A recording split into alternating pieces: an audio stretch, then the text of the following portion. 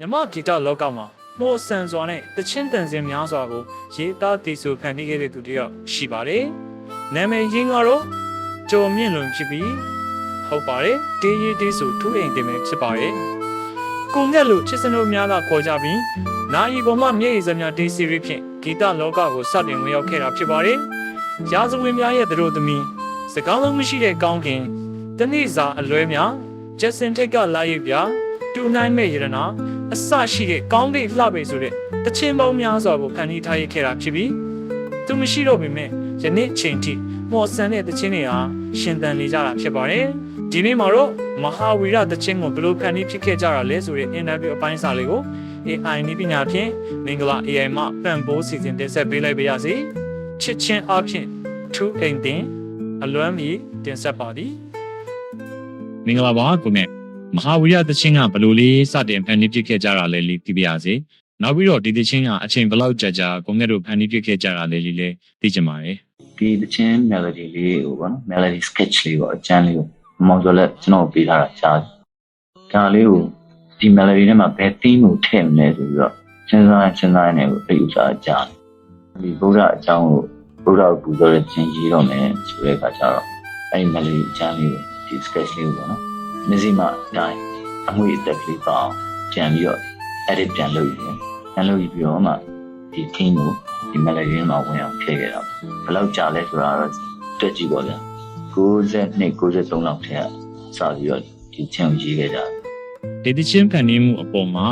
အားရခဲ့လားကိုငှက်ကိုယ်တိုင်ပြန်နားထောင်တဲ့အခါမှာခံစားမှုလေးသိပါရစေ ပြန်နားထောင်တော့ကျွန်တော်စိတ်ထဲမှာဒီချင်းကိုအဲ့ဒီအချိန်တုန်းကဒီထက်ပိုကောင်းအောင်လုပ်ခဲ့တဲ့နဲ့လုံနိုင်တဲ့ခဲ့တယ်တွေးမိတယ်ဘုရားကိုပူဇော်တဲ့နေရာမှာပေါ့နော်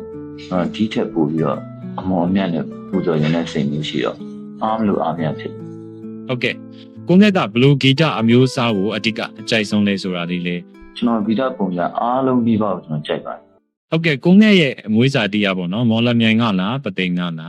မော်နိုင်ကကျွန်တော်ကဇာတိသားမဟုတ်ကျွန်တော်ပသိမ်ဇာတိသားပါမော်နိုင်ကကျွန်တော်ကြီးမှကျွန်တော်မိဘလှုပ်ပြောင်းနေဆိုတော့လိုက်ပြောင်းတော့ ကိုငှက်ဖန်တီးခဲ့တဲ့မြတ်သချင်းတွေကနေအကောင်းဆုံးဆိုလို့ရှိရင်ဘယ်သချင်းလေးကိုရွေးပေးဖြစ်မလဲ masterpiece လေးတစ်ပုဒ်ပေါ့နော်အဲ့လိုလေးရွေးရမယ်ဆိုရင် အဲ့ဒီကိစ္စကျွန်တော်ပြလို့ရတဲ့ကိစ္စမဟုတ်ဘူးဗျာ masterpiece ဆိုတာအချိန်ကပြပါလိမ့်မယ် အခုနောက်ပိုင်းတက်သက်စာလူငယ်လေးတွေတီးဝိုင်းနေပေါ်လာတဲ့အပေါ်မှာရောကိုငှက်ရဲ့အမြင်လေးသိပြရစေ ကျွန်တော်ကြိုးဆိုပါတယ်ဒီလိုအဖွဲ့လေးများပေါ်လာလေးကောင်းနေတယ်ပထမတော့ဒါပဲပြတော့ဗျာ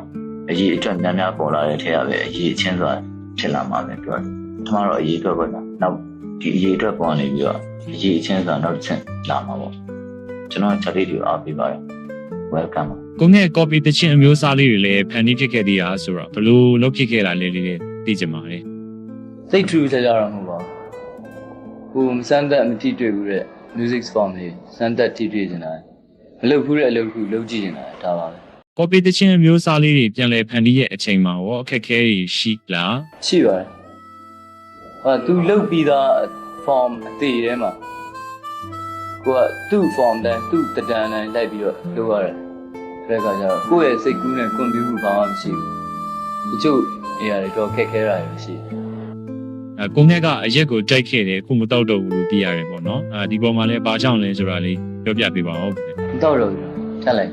ကြီးသားကိုကြောက်တယ် ရီးသားကိုချစ်တာလားကြောက်တာလား နှစ်ခုလုံးပါ ဟုတ်ကဲ့ပါကျေးဇူးတင်ပါတယ်ကိုငှက်